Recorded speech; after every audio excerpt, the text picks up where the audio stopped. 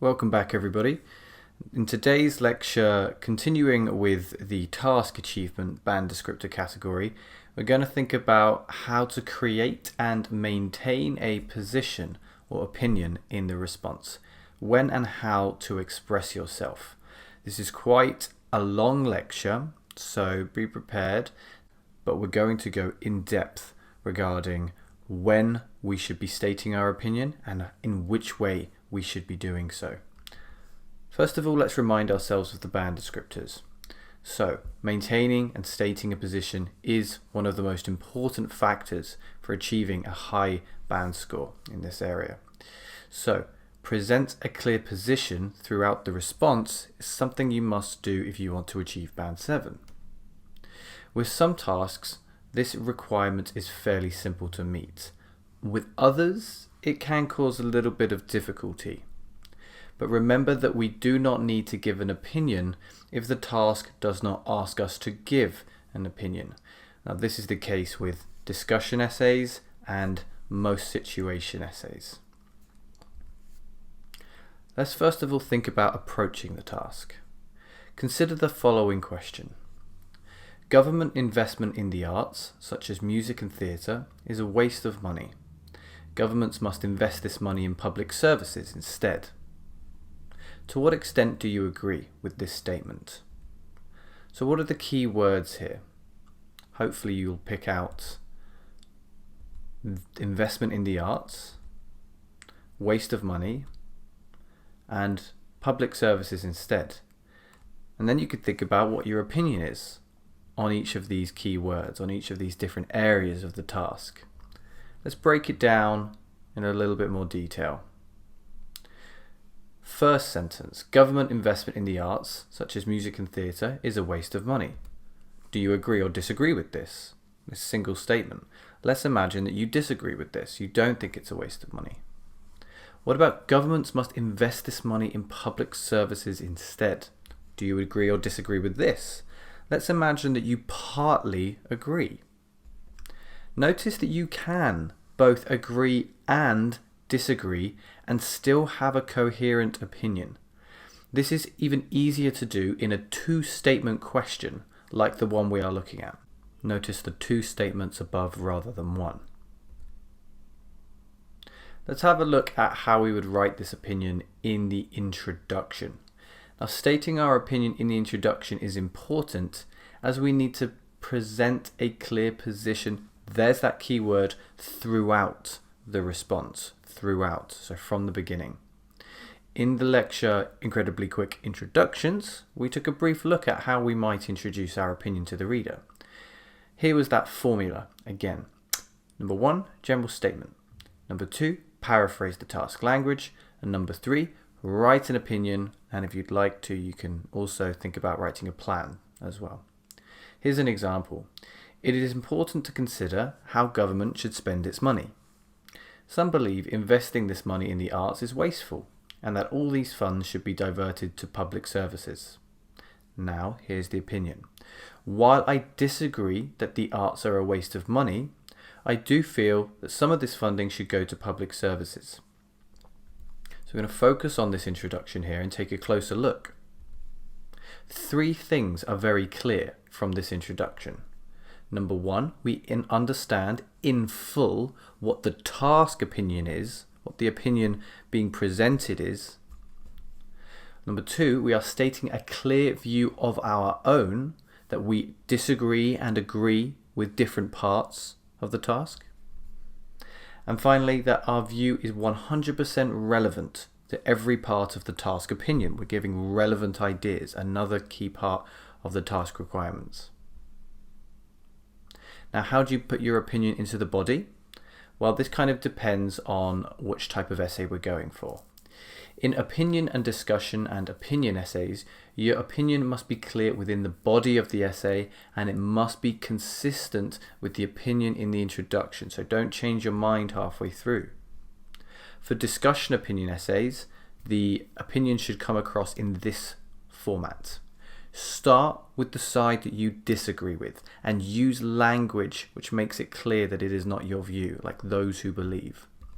In the second body paragraph, This is where you introduce your view and you make it clear that it is your view. However, I would argue. With opinion essays, it's a little bit different. You can just use to begin with and furthermore, because it is just your view that you are giving. So again, we just have a look at the one above. It's that language, those who believe, and I would argue that makes it clear which is our opinion and which is other people's opinion. Whereas down in the opinion essay, unless you explicitly state otherwise, the content of the body of an opinion essay will be deemed to be your own view. Because in your introduction, you would have said, I believe, and you would have carried that on. So you don't really need to use too much personal language like I believe in the body of an opinion essay. Now, let's think about something a little bit more subtle here, which is qualifying your opinion. We'll explain what that means in a moment. Sometimes you will not fully agree or disagree with a statement. Sometimes you will only partly agree or disagree, or be split for and against, pretty much 50-50. In these cases, do not just side with one view because it's easier, except maybe in extreme circumstances where the task would be extremely difficult if you did decide to go in this direction. You need to be developing your English for genuine purposes, not just for IELTS. So it's good to learn language that we can use to help us when we partly agree or partly disagree with something. And this is what qualifying is. So we can use qualifying language, certain phrases and expressions, which we're going to look at here. So, qualifying your opinion, these phrases will do that. It depends on, or it is dependent on. Make an exception for, or the passive, an exception should be made for. Only to an extent, or only up to a point. Only in some cases. Should take into account. Should be taken into account. So expressions like these can help us to qualify our opinions, but they do so in slightly different ways. And here is an exercise that I want us to complete now. I want you to have a look at these sentences here and see if you can use the expressions from the previous slide and put each one into the correct gap on this slide. So you can pause the video here, you can slide backwards in the video to look at those expressions again and see if you can put them into the correct gaps here. And when you're ready, hit the play button and you can continue. Okay, let's see what we have here. So number 1, however, I believe the arts should only be funded up to a point or to an extent because there needs to be enough money to support public services. So up to a point basically means like, yes, do it, just don't do it too much. There should be a limit. Up to a point, to an extent. Number 2, while it is important for university students to receive financial assistance, I believe their family background should be taken into account. Here, should be taken into account, just should be considered. Take into account equals consider.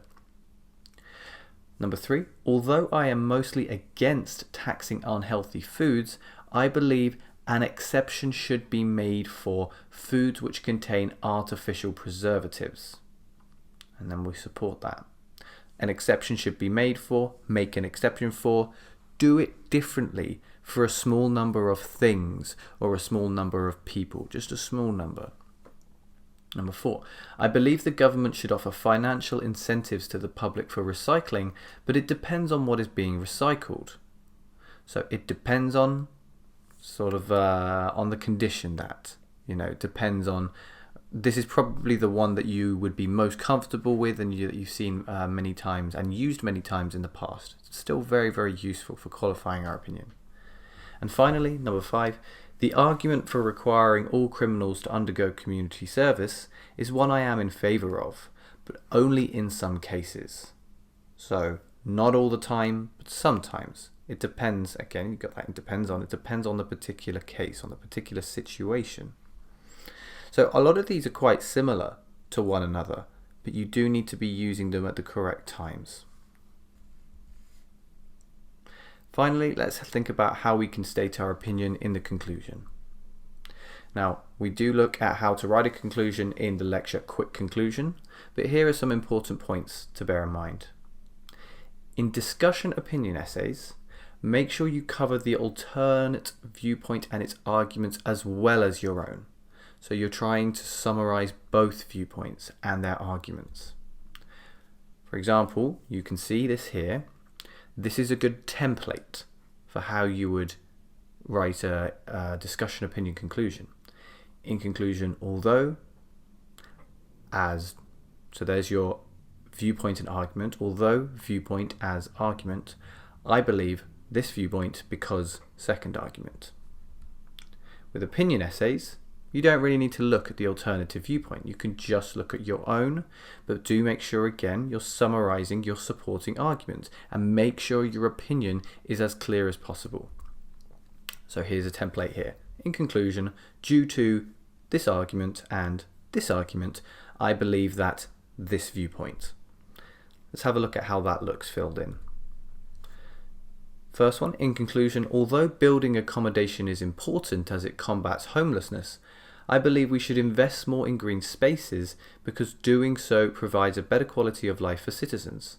So you've got the alternate viewpoint, building accommodation is important, and the argument, it combats homelessness, and then our viewpoint, we should invest more in green spaces, and the argument, because it provides a better quality of life. Now with the opinion essay, due to the importance of individual cultures and the danger of war, those are our two arguments that we would have put in our two body paragraphs. And then the viewpoint, I believe that under no circumstances, nice expressive language here, should minority languages be allowed to perish. Okay, so that's the type of language we want to see in a conclusion. And just to finish up here, I'm going to leave you with some strong opinion language. If you ever want to put across your opinion with a little bit more strength and enthusiasm, you might want to think about using expressions like these, experimenting with expressions like these. So, long lecture today, but hopefully a comprehensive and thorough look at how you can use, create and maintain an opinion in your Task 2 essay. See you in the next lecture.